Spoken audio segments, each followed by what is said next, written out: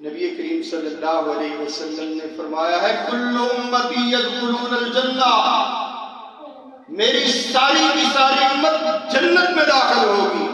ہمیں مولوی صرف اتنی حدیث سناتا ہے،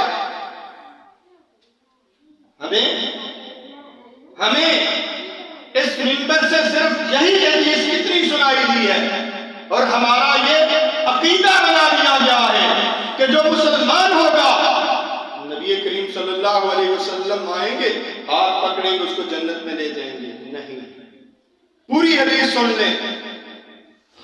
قیل ومن الا من ابا، اللہ کے رسول فرماتے ہیں کہ کل امتی یدخلون الجنہ الا من ابا، میری ساری کی ساری امت جنت میں جائے گی، صرف جس نے انکار کیا جنت میں جانے سے۔ قیل ومن ابا یا رسول اللہ، اللہ کے رسول کون ایسا بدبخت ہوگا جو انکار کرے گا جنت میں جانے سے؟ فرمایا کہ من اطاعنی دخل الجنہ، جس نے میری اطاعت کی، فرمانبرداری کی، میرے نقش قدم پہ چلا وہ جنتی ہے، اور جس نے میری نافرمانی کی اس نے انکار کیا۔ یہ پوری حدیث ہے، اپنا عقیدہ درست کر لے۔ یہ نبی کریم صلی اللہ علیہ وسلم فرما رہے ہیں۔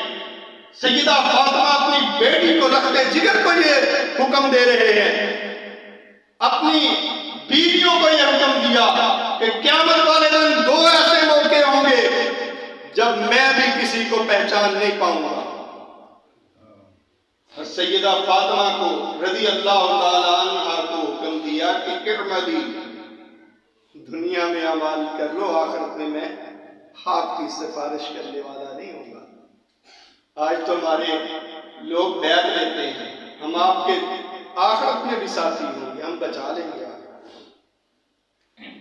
ادھر نبی کریم صلی اللہ علیہ وسلم کے ارشاد فرما رہے ہیں، اپنی لختے جگر کو کون چاہتا ہے کہ اس کی اولاد جہنم میں جائے؟ کوئی چاہتا؟ نبی کریم صلی اللہ علیہ وسلم چاہتے تھے؟ کبھی نہیں۔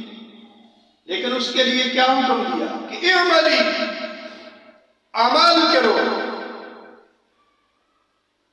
کسی کی انہوں نے دنیا میں سفارش اپنے صحابہ کی، اپنے جو چہیتے صحابہ تھے ان کی نہیں سنی، اور فرمایا کہ قانون کے سامنے